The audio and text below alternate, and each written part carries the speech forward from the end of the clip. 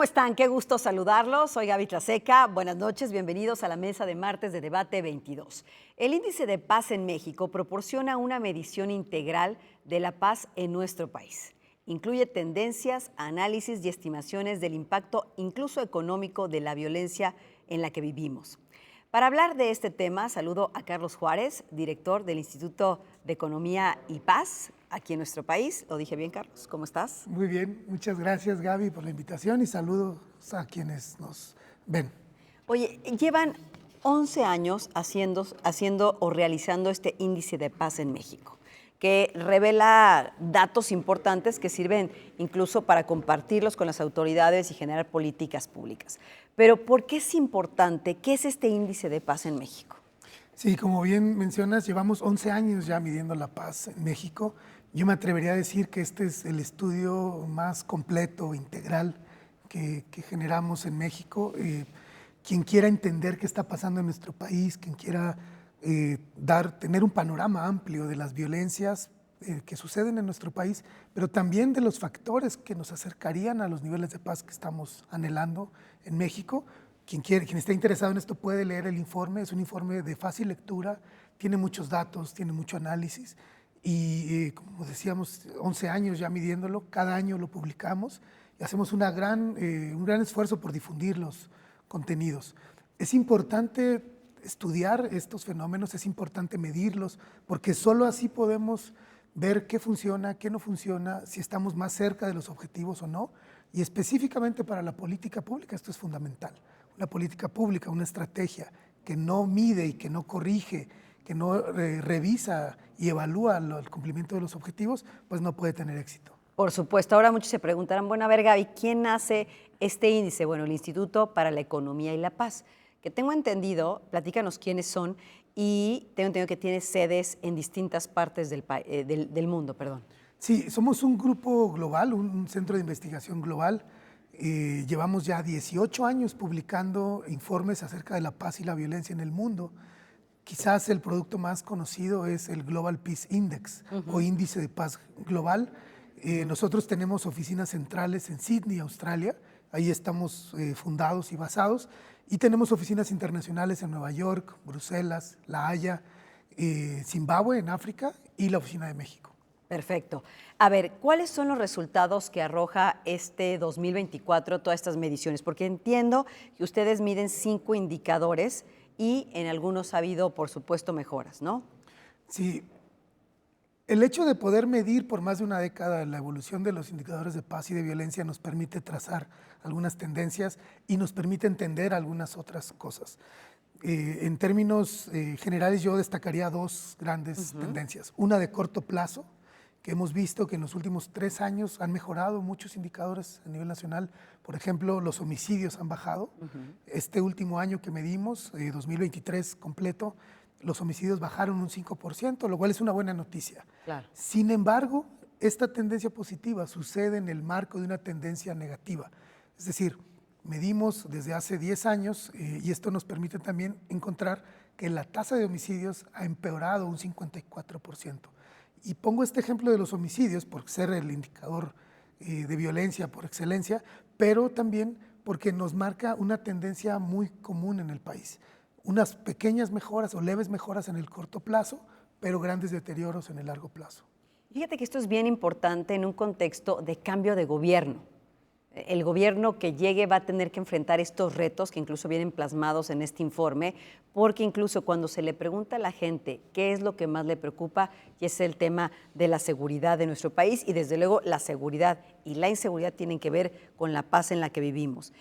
A ver, platícame, por ejemplo, cómo estamos en términos de las mejoras que hubo principalmente, no solamente en la tasa de homicidios, sino en otros índices que a lo mejor tienen retos, pero que fueron esas mejores, como tú decías, más micro, más pequeñas, ¿no? Que a lo mejor se pierden en un tema más amplio, pero que vale la pena destacar. Sí, mira, más allá de los porcentajes, que a lo mejor esto se vuelve un poco técnico y un poco árido, pero más allá de estos porcentajes de altas y bajas en los indicadores, a mí me gustaría destacar que lo que hemos encontrado con este estudio es que en el país lo que está sucediendo es una crisis de violencias múltiples, y digo violencias en plural. porque a veces pensaríamos que la crisis es exclusivamente de delincuencia organizada, o de homicidios, o de armas de fuego, o de esta violencia muy potente que ocupa mucho lugar en los medios. En realidad, además de esas violencias, estamos frente a un conjunto de violencias que tienen que ver con las relaciones interpersonales. Específicamente destacaría, por ejemplo, la violencia de género, que sigue a la alza después de muchos años. Tenemos una crisis grave de violencia sexual, violencia familiar, feminicidios, y también destacaría otras formas de violencia, como las violencias estructurales, que tienen que ver con las instituciones, con las desigualdades, con la corrupción, con la impunidad. Entonces, este es el conjunto de violencias que va complejizando el escenario que enfrentamos y nos da cuenta de una crisis severa, profunda, que ya lleva varios años y que no hemos logrado superar. Ahora, no es igual en todo el territorio mexicano. Hay estados en los que se percibe mucho más paz que en otros, algunos que han mejorado y otros que han empeorado. ¿Cómo está en general la República Mexicana si hablamos de los estados? Sí, gracias a estas investigaciones que hacemos podemos dar seguimiento a la evolución y también al cambio de las geografías de las violencias. Le llamamos así a estos ajustes o a estas evoluciones territoriales de las violencias. Vemos que la violencia está muy focalizada en algunas regiones, por ejemplo, el Pacífico Sur, que tiene que ver con la entrada de precursores químicos de Asia para producir opioides sintéticos como el fentanilo y otros derivados. Vemos también en el centro del país una zona roja en Guanajuato, Zacatecas, San Luis Potosí, que tiene que ver con el robo de hidrocarburos o huachicol, como le llaman huachicoleo, y también con laboratorios clandestinos de metanfetaminas y de fentanilo. Y también vemos otro foco rojo en la frontera con Estados Unidos, sobre todo en la costa oeste, la zona de California, por el cruce de estas drogas ilegales. Vemos otros focos rojos en zonas turísticas, vemos también la crisis de migrantes en la frontera sur, y lo que quiero destacar es que hay múltiples formas de violencia, cada violencia requiere una estrategia específica que tenga que ver con la naturaleza de esa violencia y estas políticas públicas diferenciadas. A ver, yéndonos a otros datos, México, y lo citas en uno de estos hallazgos, es uno de los lugares más peligrosos del mundo para ser político. Bueno, lo vimos en el último periodo electoral, donde la violencia estuvo presente. La violencia política ha ido en aumento durante los últimos 3 años con el asesinato de al menos 170 figuras políticas y funcionarios gubernamentales el año pasado, frente a 50 que hubo en 2020 aproximadamente. Sí, vemos con mucha preocupación que hay formas de violencia que se arraigan o que se concentran en algunos grupos de la población. Uno de estos grupos son los actores políticos, candidatas, candidatos, alcaldes, alcaldesas, y hay algunas cosas que hemos entendido con el tiempo de estar estudiando estos fenómenos. Por ejemplo, sabemos que los años electorales, cuando hay una jornada electoral, suelen ser más violentos. Sabemos que conforme se acerca la jornada electoral, el día de la votación, se va agudizando la violencia. Sabemos que son más vulnerables quienes compiten a cargos a nivel municipal, por ejemplo, entre más local, más vulnerable. Sabemos que es más peligroso competir en estados donde hay fuerte presencia o disputas de delincuencia organizada. Y también sabemos que son más vulnerables los partidos políticos o miembros de partidos políticos que juegan en oposición. Es decir, si en el municipio X gobierna el partido A, son más vulnerables los candidatos de los partidos B, C y D. Todo esto lo sabemos, también sabemos que los cargos para el Poder Ejecutivo suelen ser más vulnerables. Todo esto lo sabemos. Lo que decimos es que podríamos desarrollar política pública que proteja a las candidatas y candidatos conforme se acerca el periodo o la jornada electoral, con mayor enfoque en competidores municipales con los partidos de oposición. Es decir, de nuevo, insistiríamos, el uso de la información, el uso de estos análisis para poder desarrollar estrategias. Esta data, ¿cómo la comparten? ¿A quién se la dan? Justamente para generar la mejor reflexión, perfilar políticas públicas. ¿Cómo ha sido tomada, Carlos? Sí, nosotros hacemos un gran esfuerzo por difundir los contenidos. Contamos con el apoyo de medios de comunicación como el tuyo, de periodistas como tú, que nos hacen el favor de difundir los hallazgos y los contenidos. Publicamos informes, el reporte es de descarga gratuita. Aprovecho para decir dónde se puede descargar. Claro, por favor. En indicedepazmexico.org. Es un PDF gratuito, hay mucha información y pues colaboramos con gobiernos locales, estatales, con el Poder Legislativo, con cámaras empresariales, con el gobierno federal en sus diferentes instancias y estamos abiertos. Lo que queremos es que se utilice esta información, que se desarrollen políticas públicas, estrategias desde el sector privado, desde el sector académico, que se mejore la investigación acerca de estos fenómenos. Sí, claro, no es un índice que va dirigido solamente al gobierno, va dirigido a todas las instancias que tienen que ver con la paz en nuestro país, que desde luego no es una, son varias instancias. Por supuesto, y de hecho aprovecho para plantearte el modelo de paz positiva, que es quizás nuestra propuesta más sólida o más innovadora incluso. Estamos hablando de una paz compleja, de una paz multidimensional, de una paz que se construye también multisectorialmente, es decir, todos los actores sociales estamos convocados a trabajar en favor de la paz en México, ningún actor puede solo, entonces tenemos que trascender este paradigma de que la paz es la seguridad pública, porque no es solamente la seguridad pública, le incluye, pero no basta. ¿Qué es la paz? Fíjate, qué buena pregunta ahorita. Sí, pues esa es una gran pregunta. Todos tenemos alguna definición de paz, aunque pocas veces se le define. Nosotros planteamos la paz como una paz compleja, una paz que se construye a partir de 8 factores fundamentales, como son la calidad de los gobiernos, la reducción de desigualdades, la libertad de expresión, la reducción de la corrupción, los derechos humanos. Le llamamos capital humano a la garantía de que todas las personas tengan lo mínimo indispensable para vivir con dignidad. Digo mínimo, pero decimos con dignidad. La cohesión social, tejido social, la forma en que los miembros de una comunidad confían, desarrollan relaciones de confianza, colaboran para resolver problemas, y también el sector económico, la economía como un gran motor de bienestar, pero también esto implica el involucramiento del sector privado en los asuntos públicos.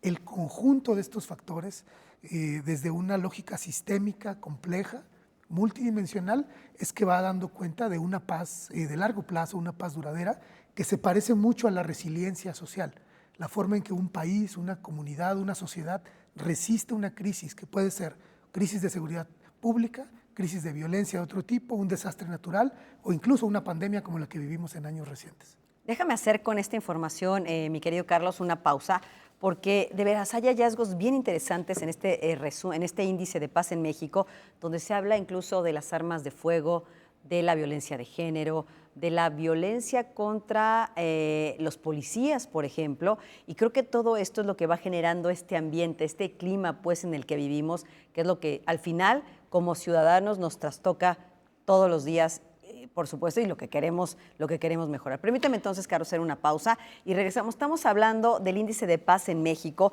y me acompaña Carlos Juárez Cruz, director del Instituto de Economía y Paz. Quédense con nosotros para conocer un poco más de estos hallazgos. Ya volvemos.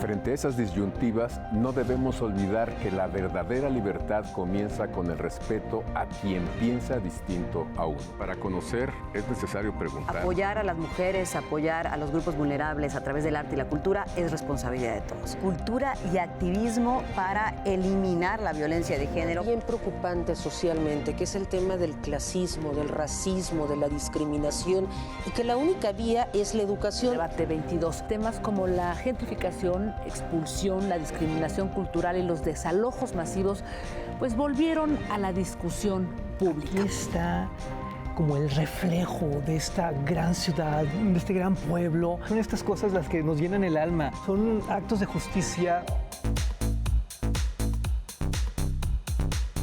Por si las moscas, vamos a hablar del Festival Internacional por la Diversidad Sexual, que este año cumple su edición número 36, 15 años del Museo Universitario de Arte Contemporáneo, y me acompaña para eso su directora Amanda de la Garza. Vamos a hablar del más reciente libro del escritor Juan Villoro, me refiero a La figura del mundo.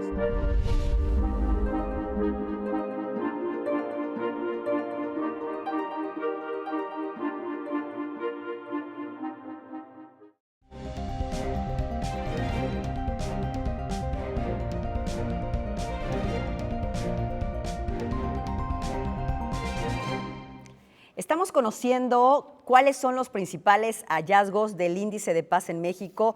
Este índice lo realiza desde hace 11 años el Instituto para la Economía y la Paz. Hoy su director aquí en México está con nosotros, me refiero a Carlos Juárez Cruz, para pues platicarnos de estos hallazgos tan importantes que al final pues trastocan el clima en el que vivimos, mi querido Carlos, todos los días. Desde 2015, 2/3 de los homicidios han sido resultado de la violencia con arma de fuego. ¿Cómo juega este indicador en lo que platicábamos, en este contexto? Sí, esto es muy relevante porque la crisis de homicidios y de violencia tan grave que vivimos en el país no podría ser posible si no tuviéramos a gran disposición las armas de fuego que hay entre la sociedad. Me refiero en manos de civiles que no están entrenados o que están buscando cometer algún tipo de delito o de conducta criminal. La mayoría de estas armas vienen de los Estados Unidos por vías legales, ilegales. Tenemos una frontera muy dura de aquí para allá, pero muy porosa de Estados Unidos hacia México. Y por una parte, te voy a dar algunos datos para ilustrar esto que habíamos mencionado. La principal causa de muerte para la población entre 15 y 35 años en los Estados Unidos es la sobredosis de fentanilo. La principal causa de muerte para ese mismo rango de edad en México es disparo de arma de fuego.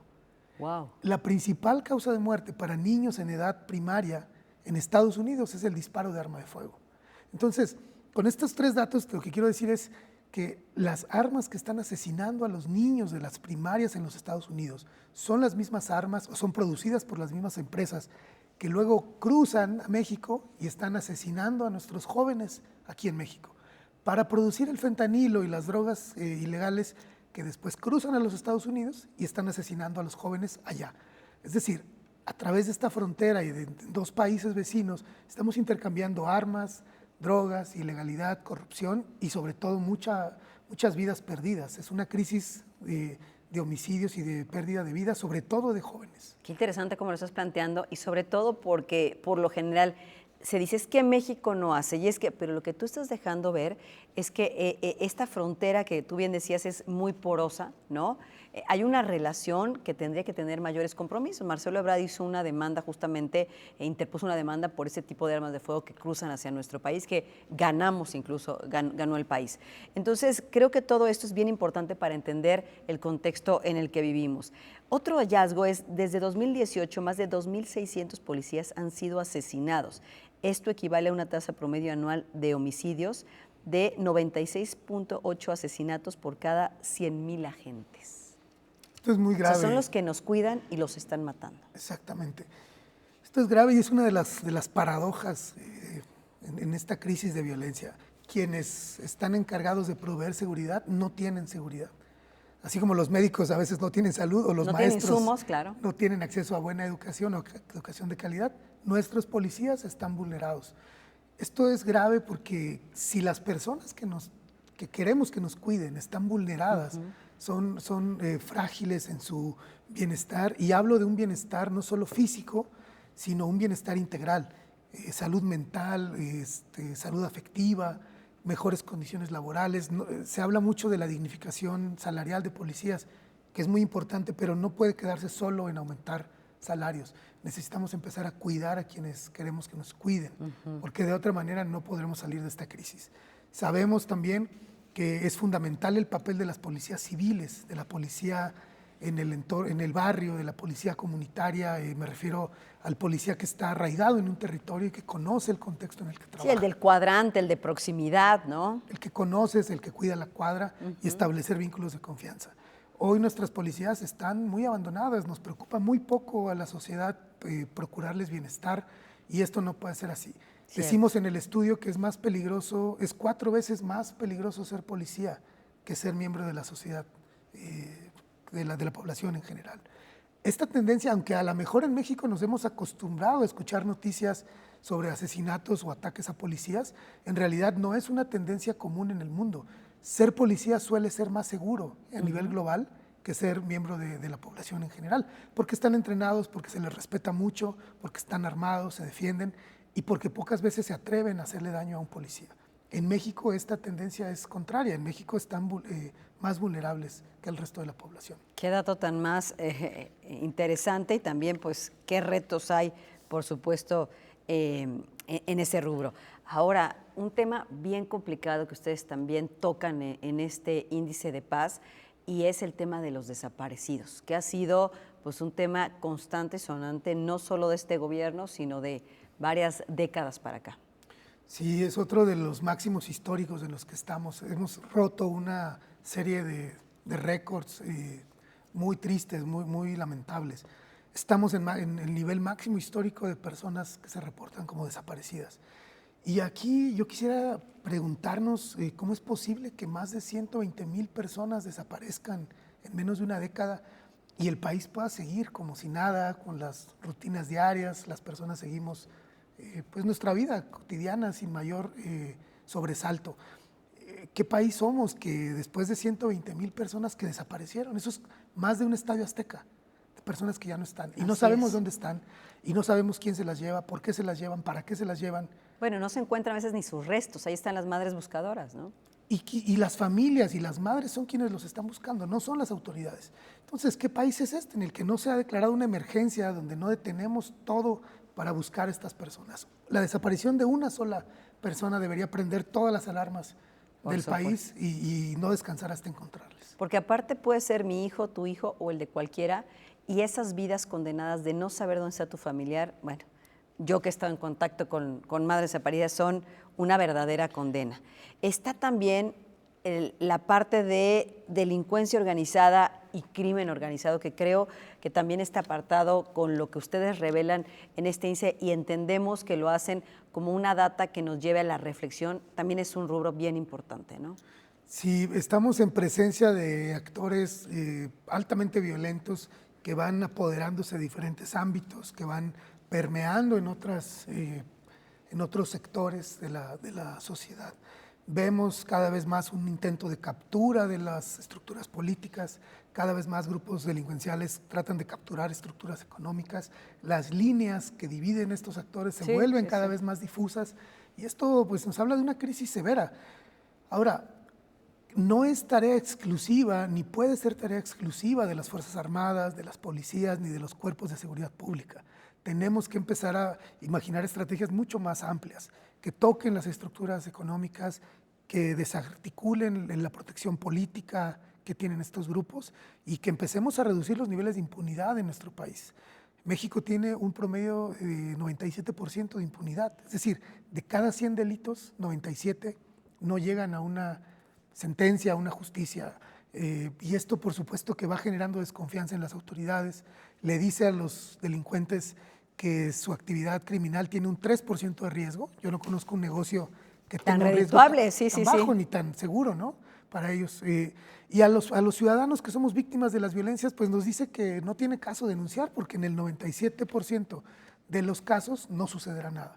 Entonces, necesitamos hablar de esta crisis institucional también, la crisis de la impartición de justicia, la crisis de la impunidad, la crisis de la falta de investigación. Una última reflexión para esta respuesta. Todos estos datos, todo este análisis de las violencias, de los delitos, de la criminalidad, no tendríamos que estarlo haciendo nosotros como una organización de sociedad civil.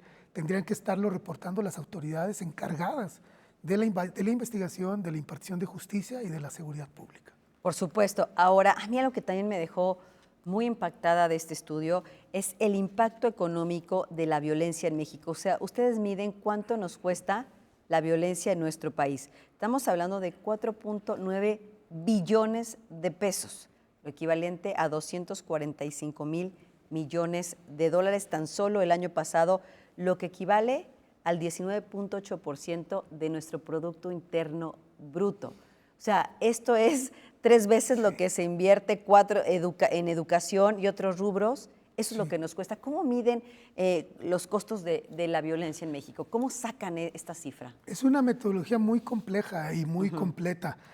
Partimos del supuesto o de la aseveración de que cuando hay un evento de violencia grave o cualquier evento de violencia, sucede una distorsión del comportamiento económico en donde sucede. Decimos que la violencia es muy costosa y tengo que aclarar aquí, no medimos lo más importante, no podemos medir lo más importante, que es la pérdida de vidas, Sí, la pérdida de talento humano, el sufrimiento de las familias, el dolor que genera un homicidio.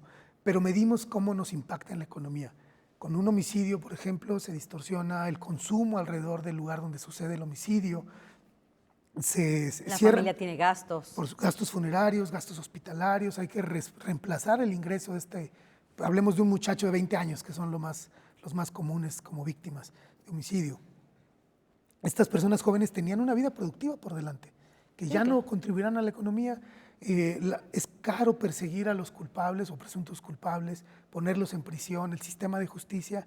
Los negocios, los comercios tienen que reubicarse, pagar seguridad privada, alarmas, herrerías, seguros, medidas de protección. Todo esto lo acumulamos en una gran bolsa y llegamos a estas cifras estratosféricas que son alarmantes. Que si te vas al tema personal, el impacto económico de la violencia fue de 37,430 pesos por persona en 2023, más del doble del salario mensual promedio en México. Así es. Y sin embargo no estamos obteniendo los resultados que quisiéramos. Porque si fuera costoso, pero estamos logrando tener un país en paz o seguro, pues valdría la pena pagar ese precio. Pero en realidad la violencia, así como la estamos abordando, es costosa y no entrega los resultados que queremos. Nos queda un minuto y de verdad yo los invito a que descarguen este índice de paz en México. Recuérdanos dónde, mi querido Carlos, y sobre todo cerremos con algo positivo, porque dicen que lo que no se mide no sirve. Y si no estudiamos, analizamos, discutimos y debatimos muchas veces, como hacemos en esta mesa, estos temas, pues no sirve, no sirve, claro. Mira, algo que sabemos para México y que es un aspecto positivo es que si bien estos indicadores que ahora presentamos se han ido deteriorando, lo que llamamos los indicadores de paz positiva, que son las medidas, tenemos indicadores también para la resiliencia de un país, ahí México está mucho mejor evaluado. ¿Qué significa? Tenemos lo que llamamos un superávit de paz positiva, es decir, las condiciones sociales, institucionales, la confianza de la gente, la participación ciudadana, la calidad humana de la gente en el país es mucho más alta que estos indicadores negativos de violencia. Tenemos recursos como país suficientes para superar esta crisis, lo hemos hecho en el pasado, hemos salido adelante, pero necesitamos activarnos todos, los medios de comunicación, las iglesias, las universidades, el sector privado, las autoridades a todos sus niveles. Yo creo que con eso nos quedamos se puede, ese es el panorama, pero vaya datos, qué interesante y qué gran trabajo hay detrás de todo esto. Carlos Juárez Cruz, director del Instituto de Economía y Paz, muchas gracias por venirnos a desglosar un poco, pues más de 100 páginas, por cierto, que por ahí estuvimos revisando, Índice de Paz en México, que ustedes ya pueden desde luego descargar. Gracias, mi querido Carlos. Muchísimas gracias. Y así año con año estaremos siguiendo este índice de paz, por supuesto, para ver también las mejores que ha habido, pero que también tenemos que exigir como ciudadanos. Soy Gaby Tlaseca, nos vemos la próxima semana.